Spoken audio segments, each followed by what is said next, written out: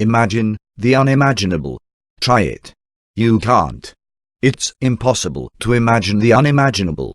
For example, put yourself in this example. You, reading this example, in your current life, as it is, with all those that know you, as they do. Warning. You are about to do unimaginable things, or are you? You may be a doctor, psychologist, teacher, parent, business person, contractor, student, mother, father, or whatever. This example is about you. You wake up in the morning as usual. You are sitting in your home when the doorbell rings. You answer the door. A sheriff asks your name, which you provide. Someone, pick anyone in your life, went to the courthouse and filed a protective order against you. You must leave your home for 1 week, until the trial. Over 24 allegations are made against you. Very serious allegations, ranging from being violent, a drug addict, a bum, a dangerous person, even making threats with a gun. There are over 24 more false allegations, however, you're not aware of those, yet. It's also alleged you emotionally and psychologically abuse your minor children. You must wait 1 week for the trial to straighten out this misunderstanding, you thought. Meanwhile, you cannot go to your children's schools. Your children's schools were provided information such as, you're not permitted to go to your own home, not to have any contact with your children, not permitted on the school grounds, and of to turn in any weapons you may have. Meanwhile, you explain to those that know you, none of this is true. Some may say, or think. Are you saying none of them? Not even one? No, not even one. One or two may ask. So, it's all lies? Yes, all lies. All like 100%? Yes, all like 100%. To which some may respond. Come on, all of it. At the trial, your accuser swears to even more allegations against you. To make matters worse, there are people there that you know and have known you. However, they are also swearing under oath, agreeing with your accuser. You may then be asked. Are they all lying also? Yes, they are all lying. In court, under oath? Yes, in court, under oath. What do they have to gain? Good question. After the trial, you are able to go back to your home and your children's schools. In this example, you must stay in your life. It will be difficult. That's the point. If you don't have children, replace the schools with your workplace, or whatever your life involves. When you return, will they be looking at you or your children the same way? You may again explain to some, it's all false. Even the witnesses swearing under oath were lying. In your life, will that sound plausible? Remember, 100% of the allegations were lies and the witnesses were also 100% lying. Your accuser continues to falsely show fear of you. Now with an attorney, more papers are filed, now adding another 36 very disturbing allegations. In fact, more things are being revealed about you. The attorney is disgusted by you and your actions, and makes sure everyone is aware you are a crazy and dangerous person. Now you must tell people, the added allegations are also 100% false. And, the attorney is lying too? Yes. Really? Yes, really. Your accuser, those witnesses, and now an attorney, are all 100% lying. Not 99%. 100%. Now, people are sending letters to the attorney, confirming what your accuser has been saying. Many letters. They are lying also? Really? You contact one or two of those people and explain, it's all wrong. They are not very receptive. After all, you're a crazy and dangerous person, who involves your children in adult matters. A very well-respected attorney is hired to represent your children. You provide evidence, lots of evidence, even caught-on-tape evidence that it's all false. The well-respected children's attorney agrees with your accuser, never asking you one question about your life, or your children, or their lives, and makes further allegations against you in sworn legal, under oath documents. You explain to those in your life, the children's attorney may be well respected, but is also lying. All of it? You respond, yes, 100%. So, your accuser is lying, 100%, as are the sworn witnesses, your accuser's attorney, those who wrote letters to the attorney, and now the well-respected children's attorney, all 100% lying. Yes. you were asked. Is that your defense? What would you say? And a well-respected psychologist is hired to evaluate your children, your accuser, and you, which you suggested. You provide evidence, lots of evidence, even caught-on-tape evidence that it's all false. You meet with this psychologist, and show dozens of videos, showing in fact the opposite is true, and your accuser is the one your accuser is describing, not you. The psychologist suggests it may not be appropriate to view these videos. You think, that's odd. You now tell some people something is not right with this psychologist. So, your accuser is lying, 100%, as are the sworn witnesses, your accuser's attorney, those who wrote letters to the attorney, the well-respected children's attorney, all 100% lying. And now, the well-respected psychologist, who you suggested hiring is also a problem. Yes. Really? Your accuser throughout the year continues to falsely disparage you, as do the experts. Your accuser then files another protective order, claiming even more allegations. Dozens more this time. Again, you are not permitted to have any contact with your children, go to the children's schools, and must turn over any weapons, and the schools are advised as such. These are also 100% lies, you explain to those that know you. A week later at the trial, yet more allegations, further confirming what everyone already knows, or is possibly thinking. Another witness at this second protective order trial swears you are someone who is to be feared, and the judge is to believe everything your accuser has alleged. In fact, this alleged witness allegedly witnessed actions which led to you being permanently banned from one of your children's schools, a prestigious private school, just weeks earlier. Just so we are clear, you are now claiming, your accuser, the sworn witnesses, your accuser's attorney, those writing letters, the well-respected children's attorney are all lying? Your accuser throughout the year continues to falsely disparage you, as do the experts. This new witness, you are saying did not witness what was stated, which had you banned from one of your children's schools.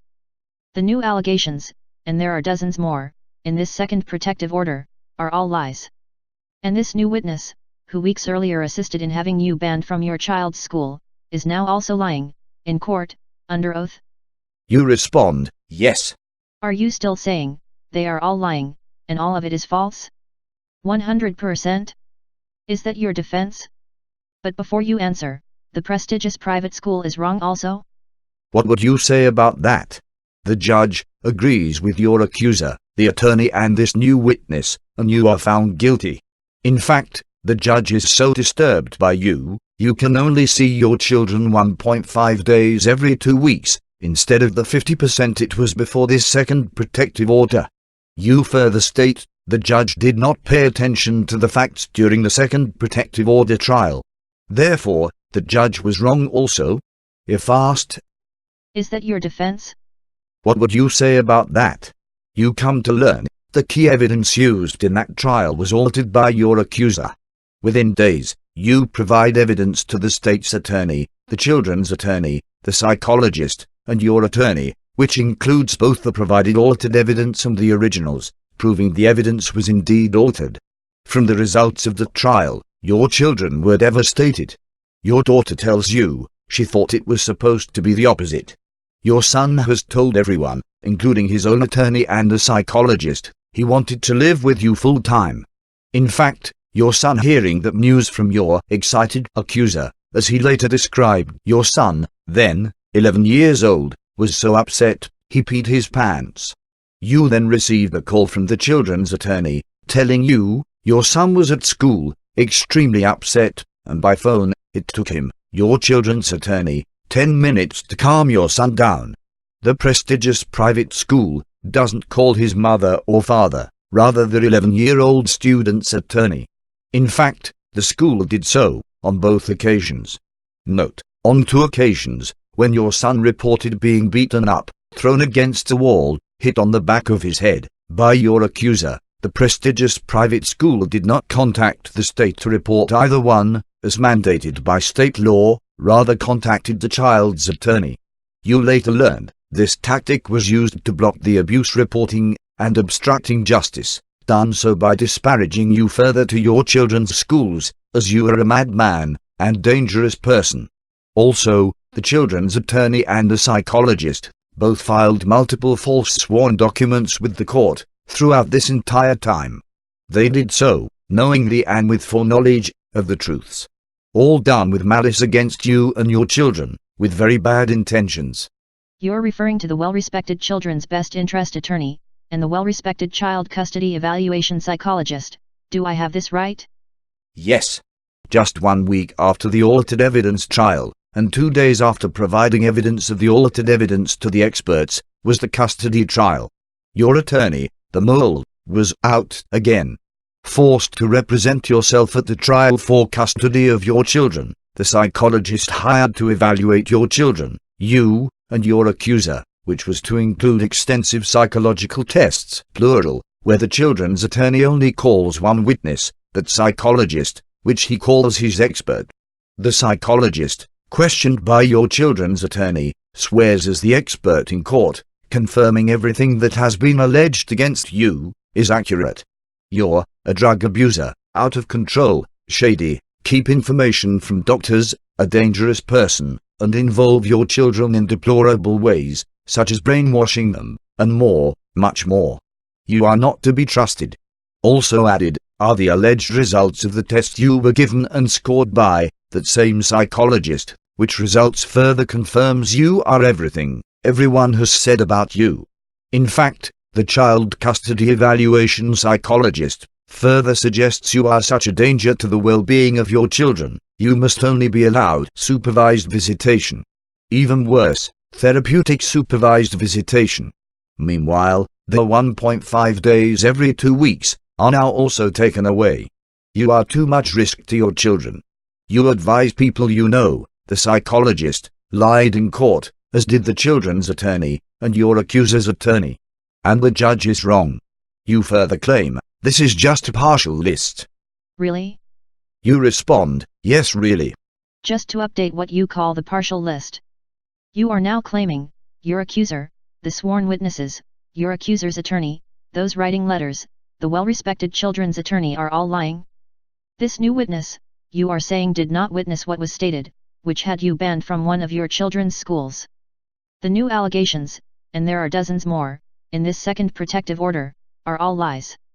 And this new witness, who weeks earlier assisted in having you banned from your child's school, was also lying, in court, under oath. That judge too, was wrong. Which led to seeing your children only 1.5 days every other week. Your children were very upset, where your daughter told you she expected the opposite.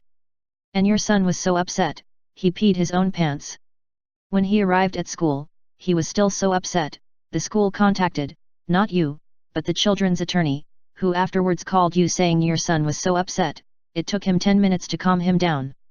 The prestigious private school, where your son attends, where your son twice reported being beaten up by your accuser, and refused to contact the state, rather contacted their student's attorney. Your accuser altered the evidence to trick the courts, which you provided to the state's attorney, the children's attorney, and the psychologist. Then just 2 days later, the children's attorney, called his one witness, the psychologist, also lie in court, as did the children's attorney, and your accuser's attorney, all, lie in court. Again? You reply, yes. All of it? Still 100%? Yes, 100%. And they are all aware, it's all false. So your accuser, your accuser's attorney, the well-respected children's attorney, the well-respected psychologist, are all aware it's all false, and they are knowingly lying under oath, and the penalty of perjury? Yes. This judge also agrees with all those listed, and is so disturbed by you, you lose 100% communication with your children. Your children's schools, and everyone, by way of your accuser, are made aware of this decision. You then claim this judge is also wrong. Just to update what you asking me to believe, you are adding this judge too is wrong, and because of all of these people, you lose all communications with your children, and in order to see them, you must be supervised? Do I have this right? Yes. 1 month later, your accuser files criminal charges against you, with the assistance of your accuser's attorney. The state, who rejected your claims of altering evidence, suggesting if you have something more concrete, to come back, accepts and files the charges against you. Now it's made known, you are being criminally charged as well.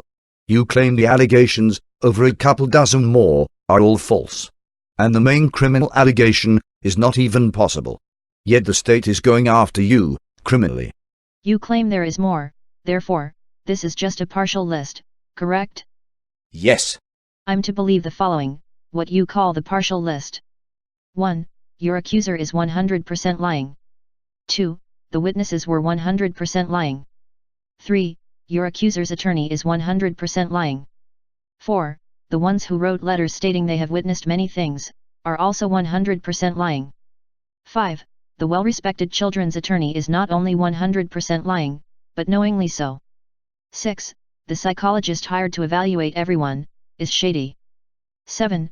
This new witness, you are saying did not witness what was stated, which had you banned from one of your children's schools. 8. The prestigious private school is wrong. 9. The new allegations, and there are dozens more, in this second protective order, are all lies. 10. This new witness, who weeks earlier assisted in having you banned from your child's school, was also lying, in court, under oath. 11. Because of their lies, you lost all but 1.5 days every other week with your children. 12. That Judge 2, was wrong. 13. Your children were very upset, where your daughter told you she expected the opposite. 14. Your son was so upset, after hearing the news from the excited accuser, he peed his own pants. 15. When he arrived at school, he was still so upset, the school contacted, not you, but the children's attorney. 16. The children's attorney afterwards called you, saying your son was so extremely upset, and it took him 10 minutes to calm him down. 17. Your accuser altered the evidence to trick the courts. 18. You provided to the state's attorney, the children's attorney, and the psychologist with evidence of the altered evidence. 19.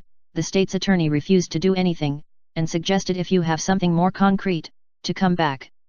20. 2 days later at the custody trial, the children's attorney, called his one witness, the psychologist, who also lies in court, and did so knowingly. 21. As did the children's attorney. 22. And your accuser's attorney, all lie in court, and well aware they are lying. Again. 23. A month later, your accuser files dozens more false allegations, this time with the state's attorney, to have you criminally charged. 24. You state, the main criminal allegation is not even possible. 25. Yet the state criminally charges you. Do I have this right? Yes, the partial list. Right. And this is only the partial list. Yes, you respond. Although you left out the private schools, neglect to report child abuse and thwarted by this group, and the many fraudulent filings under oath by the experts. But that's okay. There are many more, which have not been provided here, yet. Can you give me an example of just one thing that's not mentioned? Sure, you say. Your son twice asked you to take him to a judge, because he did not want to go back to your accuser. Your attorney, the mole, said you must take your son to his own attorney, which you did. Both times, his attorney ignored him, and both times your son told you that was a waste of time, and begged you to take him to talk to a judge. And when was that? You respond, the first time, several months before, and again about a couple months before the second false protective order, and before you were wrongfully banned from his school. So now you claiming, your son on 2 occasions went to his attorney for help, and both times was turned away? Yes. Is there more? You respond. You asked for one. Well, how many more are there? Hundreds. Several hundred. Hundreds. And you haven't done anything claimed by any of them. Correct. You appealed that, what you refer to as the altered evidence trial. Just a few months later, that same judge who removed 100% communication with your children in the most recent trial, is to preside over the appeal trial, by request from your accuser's attorney. This trial, an appeal of the last, second, protective order trial. At the appeal trial, even more allegations are sworn to, against you. You provide lots of evidence showing, it is in fact your accuser that is being referred to in all these filings and sworn testimony, not you. Your mole attorney refuses to provide any videos, which show confessions on top of confessions. Your children's attorney, for some strange reason, by surprise, shows up at this appeal trial. However, he sat behind your accuser and her attorney in support, while making faces to the judge, like a 13-year-old school child, while you were testifying. Your accuser, on the stand, confesses to committing crimes, and confirms evidence where your accuser confesses to the violent attack on you, documented in your accuser's own email. Then lies to the judge, after already confessing to the confession email, when realizing it contains your accuser's confession.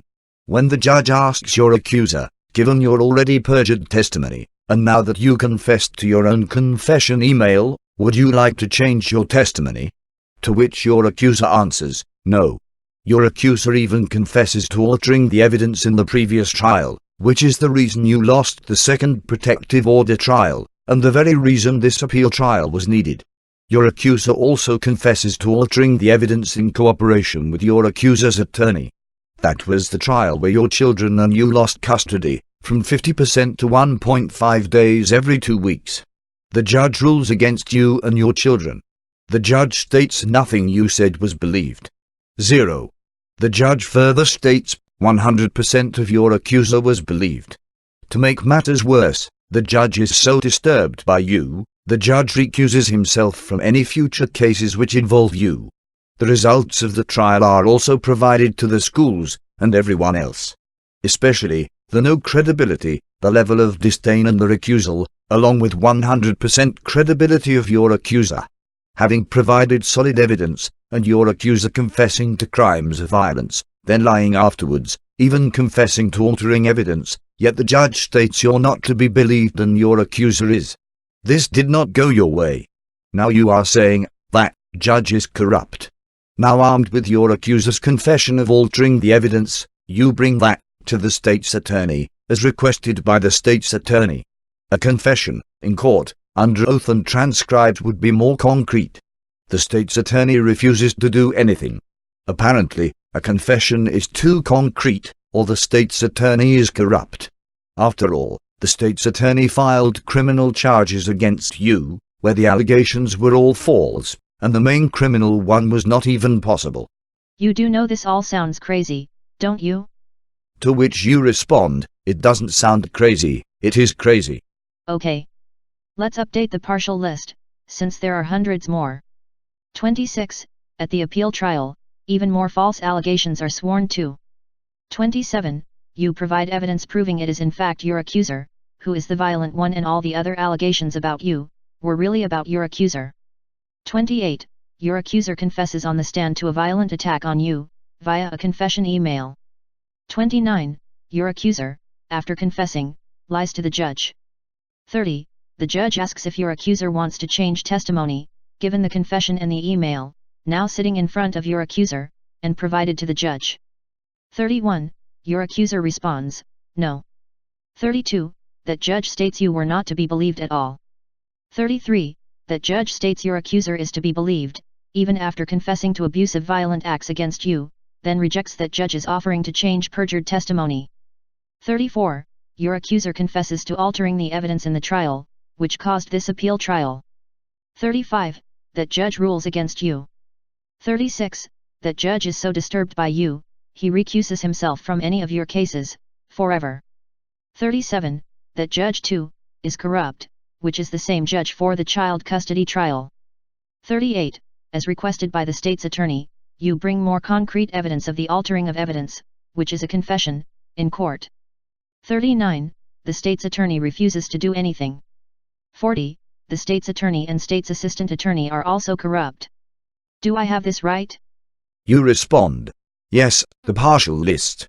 Right, because there are hundreds more. Correct. Is that your defense? Is that what you are going to tell people? Your friends, family, co-workers, schools, etc.?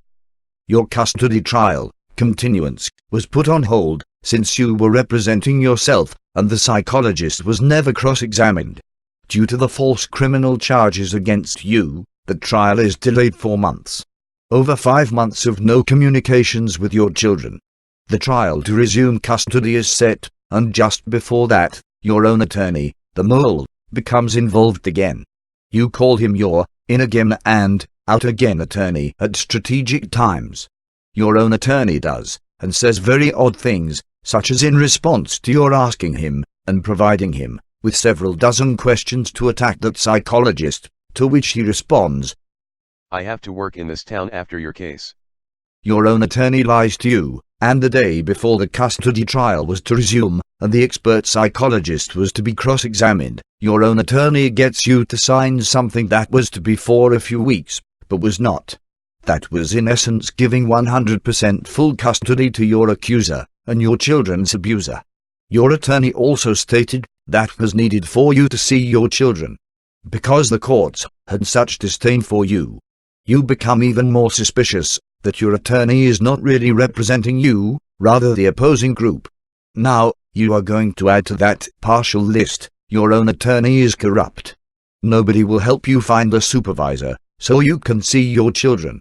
The main wrench thrown in was the therapeutic supervisor part, which those you contacted never heard of. You learn the type of supervision is not even used for child molesters. The children's attorney refuses to help, even though you were only permitted to see your children a few hours each week, and your children, his clients, had zero communications with you, by then, for over 6 months. When you finally find someone, the children's attorney looks over the supervisor's credentials, and finds out that supervisor had some previous issues. The children's attorney blamed you for bringing such a supervisor. You realize you were being set up. You then find another supervisor that is approved by the children's attorney. Whenever you want to see your children supervised, with someone standing within 5 feet from you and your children, because that's in your children's best interest, your accuser's attorney, keep throwing wrenches and roadblocks in the way. Not every other time, but 100% of the times. The children's attorney also interferes by not getting involved, and even further, in preparation, lies to the supervisors about you, as does your accuser and your accuser's attorney. The children's attorney later testifies in court, you were the problem. They all agree it is you that is causing the trouble with the supervisors. Your being the problem corresponds with all previous allegations, already confirmed many times in court, by many judges. When trying to modify the custody order, the children's well-respected attorney interferes, using the courts, and objecting to the modification, even referencing as a reason, one is owed to that well-respected psychologist, whom he also represented against you. He makes further false allegations about you, as does your accuser and your accuser's attorney, in sworn documents. Another trial with another judge, with plenty of evidence provided, confirming your claims. This trial, your accuser confesses to even more crimes, such as lying to police, lying to a federal agency, confessing to wrongfully involving the schools, filing false financial statements, false swearing, and much more. This judge also rules against you. In fact, this judge adds her own false allegations, such as stating there was testimony given by your own expert, that you're schizophrenic, among other lies, all which can easily be confirmed to be false. This judge commits numerous injustices against you and does so with full knowledge of the truths and facts, as you provided your accuser's confessions caught on numerous videos, and more. Therefore doing so with full knowledge. This judge is corrupt. Let's update the partial list, again. 41. Your custody trial was put on hold and the expert psychologist was never cross-examined. 42. You claim the false criminal trial interfered, and caused a delay. 43. No communication with your children for over 5 months. 44. The day before the custody trial is to resume, and the psychologist cross-examined, your own attorney lies to you. 45. You sign a temporary order but it was not. 46. However you get to see your children, which you haven't had any contact with in over 5 months, but only for a few hours each week. 47. The children's attorney refuses to assist you in seeing your children, his clients. 48. You find a supervisor, but the children's attorney rejects that supervisor due to past issues, and blames you for getting that supervisor. 49. You find another supervisor that is approved by the children's attorney. 50. With each supervised visit or attempt of visit, your accuser interferes, as does your accuser's attorney. 51. The children's attorney also interferes, by lying to the supervisors about you. 52. The children's attorney also interferes with you seeing your children by ignoring all the interference. 53. Later on, the children's attorney testifies in court, you were the problem with the supervisors. 54. When you tried to modify that custody order, the children's attorney objected to it being modified. 55. The children's attorney also makes false allegations under oath about you, which align with your accuser and your accuser's attorney. 56. There is yet another trial, where your accuser confesses to lying to police. 57. Confesses to wrongfully involving the schools. 58. Confesses to lying to a federal agency. 59. Confesses to filing false financial statements with the courts, along with many other confessions. 60. The judge in that trial also rules against you. 61. This judge makes up lies about you, and includes your expert witness testifying you were schizophrenic, which never occurred. This judge commits numerous injustices against you. 62. This judge is also corrupt. 63. Your own attorney is also corrupt, and working with the opposing side. Do I have this right? To which you respond, yes, that partial list. Right, there are hundreds more. That's your defense? That's what you are telling people? May I ask, what were you doing during all of this time? Documenting. Documenting what? Everything. Like the other hundreds not mentioned in this partial list? Yes. What did you do with the documentation? Organized it. Then put it in a timeline. Why in a timeline? Because it makes all of their allegations and actions which are 100% false, to be obviously done, and done so with foreknowledge of committing fraud and abuses to children, which they are demanding payment to protect. If someone asks you, and this is all documented, how is any of this possible? How would you respond? You file a formal complaint with the Oversight Commission for Attorneys, known as the Attorney Grievance Commission, and load it with evidence, showing this well-respected attorney is not only corrupt, but a part of this group, all against you and your children. The children's attorney responds to your allegations against him, with 50 pages of lies and false statements to the commission, assigned to oversee the attorneys and to protect the public. You then respond with many of the attorney's lies, and provide evidence. They are not only lies to the state's Commission for Attorney Oversight, but knowingly so. The commission does nothing.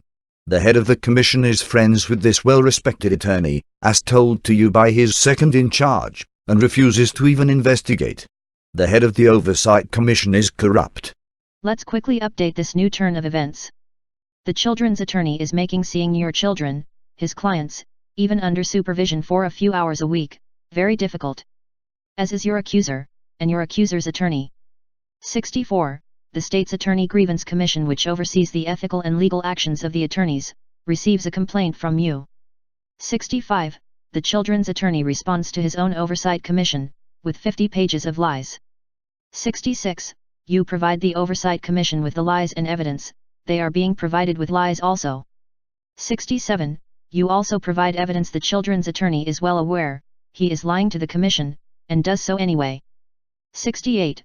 The Attorney Grievance Commission refuses to even investigate. 69. The head of that commission is friends with the children's attorney. 70. The commission not only does not sanction the attorney, but refuses to even investigate. 71. The head of the Oversight Commission is corrupt. Do I have this correct? You respond, yes, the partial list. That's your defense? That's what you are telling people? You then bring evidence of very serious crimes committed by your accuser, such as computer hacking caught on tape, bank fraud, forgery, perjury, illegal execution of a will, illegal conversion of real property, unemployment fraud, tax evasion, false sworn filing with confessions, false swearing, insurance fraud, and a host of other serious crimes, all the while wrongfully involving the public, which the state's attorney accepts paychecks to protect. You receive a letter stating, the state is using their prosecutorial discretion. The state's attorney refuses to bother your accuser. Now you assure the state's attorney and its office is corrupt. You file another formal complaint with the Attorney Grievance Commission, this one against your accuser's attorney, including that attorney's confessions in court of drug abuse, altering evidence and time again lying to the courts. You include case law, which was used by that very commission itself in winning a case. The response from the accuser's attorney is loaded with lies to his own state oversight commission. That oversight commission, being paid to protect the public, does nothing. You then file more formal complaints, providing collusion, conspiracy, documented in your accuser's attorney's own bills. Collusion with the psychologist expert and the child attorney in the days leading up to the custody trial. That oversight commission, being paid to protect the public, does nothing. They again refuse to even investigate. You call the commission and ask who to send another invoice to, from the children's well-respected attorney, which clearly notes collusion in his own bill, 5 days before, and the day before, covertly having that paper signed.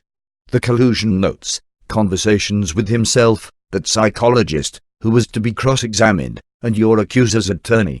This, in the days leading up to what was supposed to be the continuance of the custody trial, but was thwarted by your own attorney, and by evidence of the best interest attorney's own bill noting collusion, was obviously thwarted by this group, working together.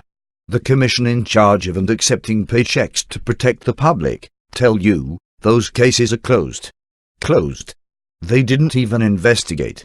Therefore, these people are free to prey on the public, as needed, and assured nothing will be done to them. You then send several letters to the governor, with details of events, even including some of the confessions. All went ignored. Apparently, the governor's office is okay with his oversight agencies, allowing the public to be preyed upon. This governor is corrupt or clueless regarding how corrupt those he relies on to protect the public are. Okay. Slow down. Let's update the partial list. 72. You provide the state's attorney with many serious state and federal crimes, by your accuser. 73. The state's attorney sends you a letter stating he is using their prosecutorial discretion. 74. The state's attorney refuses to bring any charges. 75. The state's attorney is okay with the crimes being committed, and being reported with evidence. 76. The state's attorney is also now confirmed corrupt. 77. The Attorney Grievance Commission receives more formal complaints, including evidence of collusion in the attorney's own bills. 78. The Attorney Grievance Commission refuses to even investigate. 79. You find documented collusion in the children's attorney's own bill, call the commission and is told not to bother sending that in, as those cases are closed. 80. Closed, without ever investigating any of them. 81. The Grievance Commission is also very corrupt. 82. The Grievance Commission gives these attorneys a green light to continue business as usual. 83. That includes preying on the unsuspecting public. 84. You write letters to the governor, including evidence of his own oversight commission being corrupt.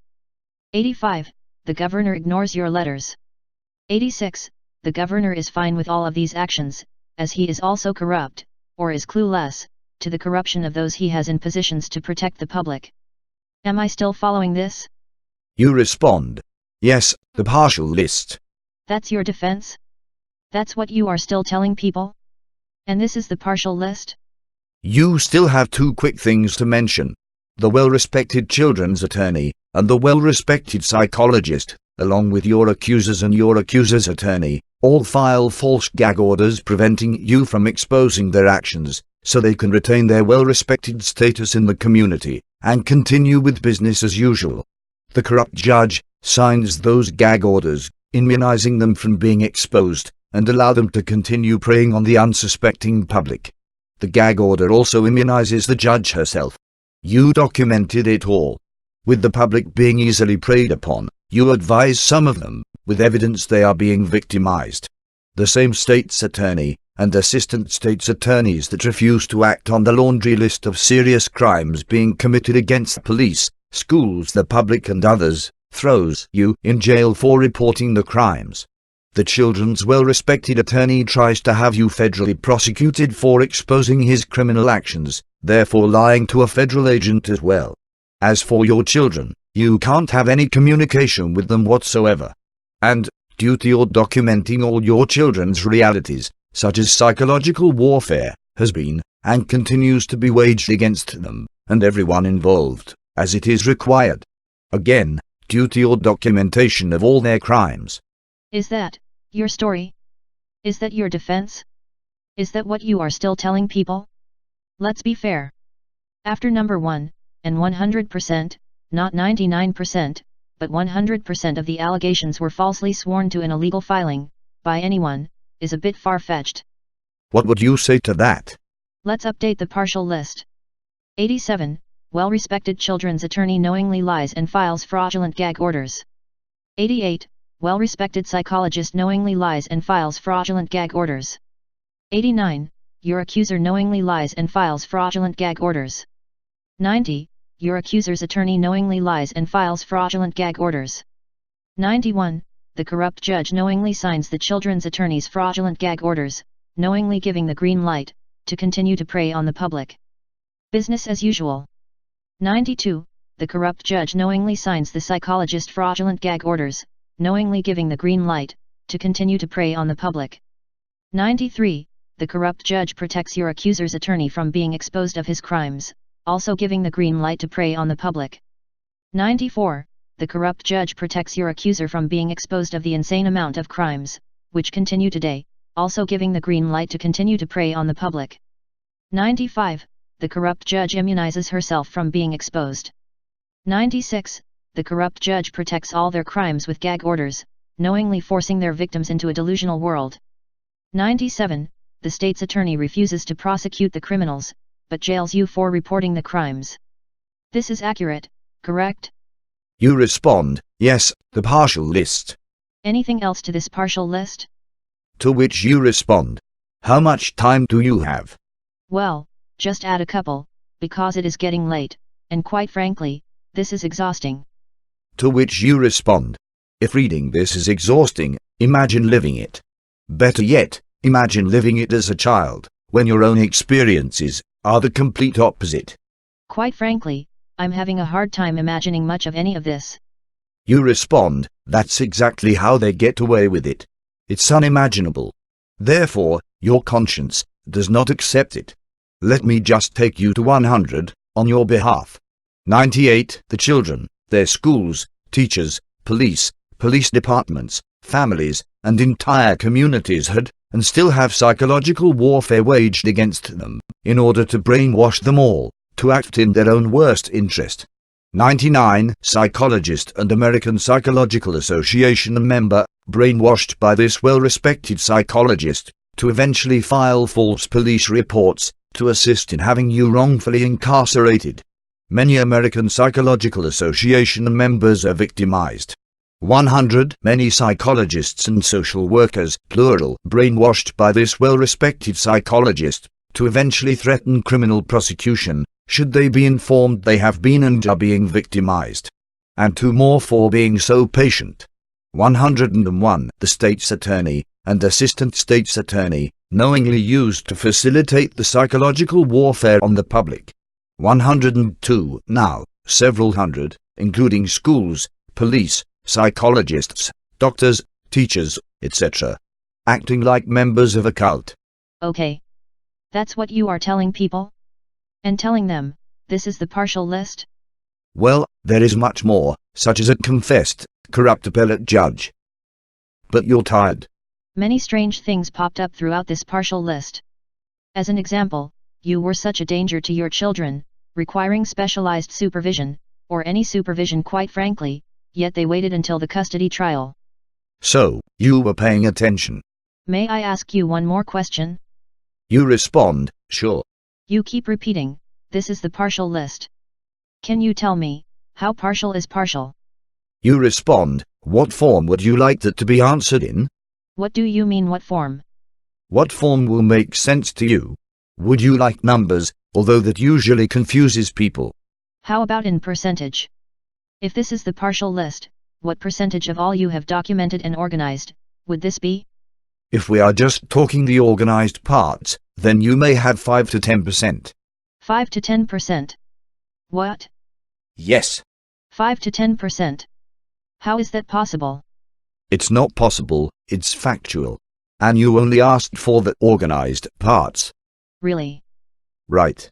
If you add in the things not yet gone through, or gone through and not organized yet, at best you have 5%. Just so I have this correct, if all of it is considered, this partial list, at best represents only 5%? No. What do you mean, no? What hasn't been looked at yet, and what's been looked at, and not organized yet, only contains things we are aware of. What about all the things we do not know about? You further explain. Let's simplify this. What you have is just an outline. That's it. Now, for the harsh reality. At the very most, you may have 15 to 20% of the outline. Just the outline. You can't be serious. Does any of this sound like a joke? Can you give me examples? Examples is plural. Would you like dozens of examples? How about just one? Okay, I'll give you two. 1. The child custody psychologist and her actions, or in other cases, details of which we don't yet fully have. 2. The child custody psychologist and a very small portion of her unethical and corrupt actions, including collusion, padded billing, and fraud, was reported to the American Psychological Association. The American Psychological Association did nothing. Here is one more. 3. That psychologist is using the American Psychological Association to shield herself, and is listed on their State of Maryland website as a representative of the American Psychological Association. We'll save the details of this for another time. How her husband, a psychiatrist, as well as her personal attorney, are also infiltrating the American Psychological Association. Just by the amounts of her billing, nearing $50,000 for child custody evaluation, before quitting for non-payment, but really to avoid being cross-examined, they are both fully aware of her corrupt, fraudulent, and evil actions. So you're claiming this began with the first false protective order, and has never stopped. You're further claiming, many jumped on this wagon, to continue or advance that first protective order. Do I have this correct? Close enough. Now, I am officially exhausted. This is all too unimaginable. When would you like the rest? I'll wait for the movie. How did you know? I didn't. I was joking. Is there one? Too much for one movie. However, a miniseries. With almost 20 episodes just in Series 1, it's more like a maxi-series. Unimaginable is the correct word. Now what? You respond. With literally hundreds involved, including schools, teachers, psychologists, families, friends of evil, relatives of evil, attorneys, religious institutions, abuse organizations, judges, the state and others. The question for all of them is, are you evil? Assisting evil? Or conned by evil?